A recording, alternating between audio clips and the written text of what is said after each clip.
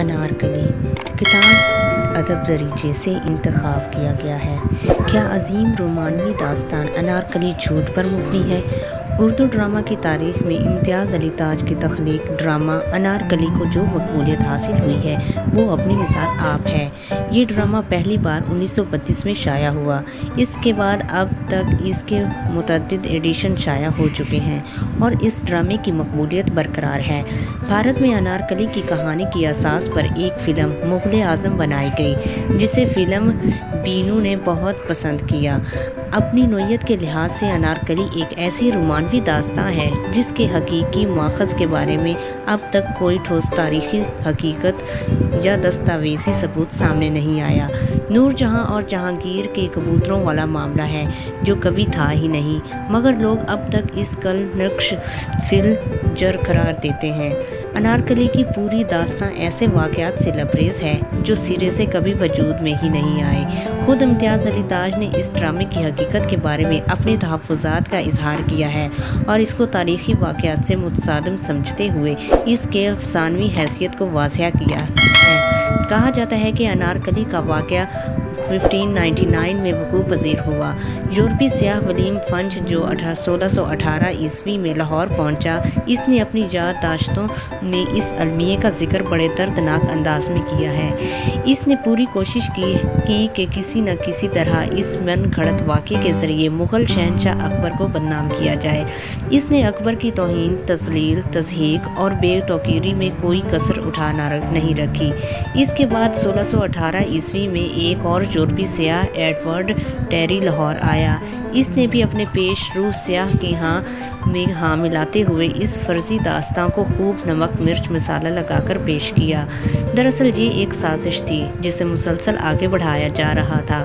4 سال بعد یعنی 1622 عیسوی میں یورپ سے سیاحت کی غرض سے آنے والے ایک اور سیاح ہربرٹ نے بھی اس قصے کو اپنی چرب زبانی سے خوب بڑھا چڑھا کر بیان کیا۔ اس کے باوجود کسی نے اس بے سروپا الزامات پر کان نہ دھرا۔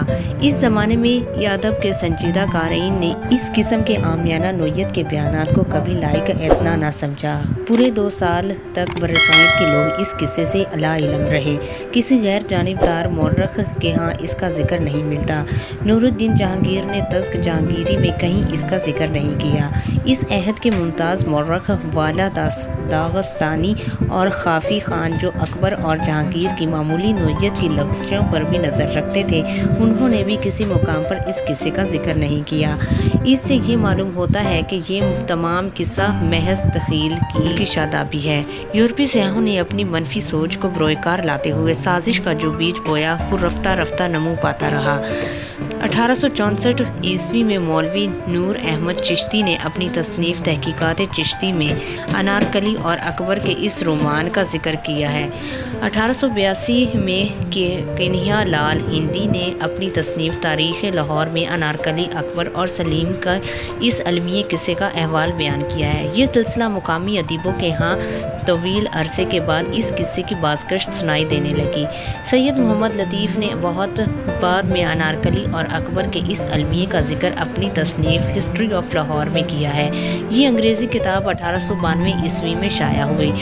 تاریخ حقائق سے یہ بات روشن کی طرح واضح ہو جاتی ہے کہ انارکلی، اکبر اور سلیم کا یہ رومانوی المیہ جسے ابتدا میں یورپی سیاحوں نے محض تفنن تباہ کے لیے اختراع کیا، آنے والے دور میں اس پر لوگوں نے اندھا اعتماد کرنا شروع کر دیا۔ ایسا محسوس ہوتا ہے کہ حقیقت کو خرافات کے سرابوں میں بھیڑ چڑھا دیا گیا ہے۔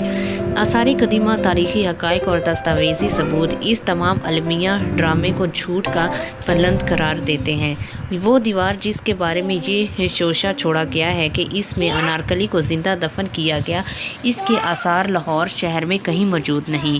انارکلی کے تنازع پر جنرل مان سنگھ اور شہزادہ سلیم کے مسلح افواج کے درمیان جو خون ریز جنگ ہوئی، اس کے میدان جنگ مرنے والوں اور زخمیوں کی تعداد کا کوئی علم نہیں۔ جنرل مان سنگھ نے تو مغل افواج کی کمان کر رہا تھا، شہزادہ سلیم نے ایک بڑی فوج کہاں سے حاصل کی اور اس کی تنخواہیں اور قیام इंतज़ाम व तआम का बंदोबस्त कैसे हुआ। मान सिंह की कामयाबी के बाद शहज़ादा सलीम की हामी और अकबर की मुखालिफ फ़ौज पर क्या गुजरी। क्या अकबर की सुराग रसानी इस कदर कमज़ोर थी कि इसे दला आराम के अलावा किसी सुराग रसा ने इस बात की खबर ना की कि वली अहद शहज़ादा एक कनीज़ के चुंगल में फंस कर बगावत पर आमादा हो सकता है। क्या अकबर आज़म का निज़ाम सल्तनत इस कदर कमज़ोर था कि इसे अपने ख़िलाफ़ साजिश और बगावत की कान खबर ना हुई। ये सब सवाल ऐसे हैं जो इस किस्से को ना सिर्फ मन घड़त साबित करते हैं बल्कि इसे यूरोपी सियाहों की बदनीति और ज़हनी अफलास पर मुबनी एक सरीह झूठ करार देते हैं। लाहौर सिविल सेक्रेटेरिएट में जो अनारकली के नाम से मौसूम है वो अनारकली का मकबरा नहीं बल्कि ज़ैन खान कोका की साहिबजादी साहिब जमाल की आखिरी आरामगाह है। ये शहज़ादा सलीम की मनकूहा थी। इसका मकबरा शहज़ादा सलीम ने अपने अहद में तामीर करवाया।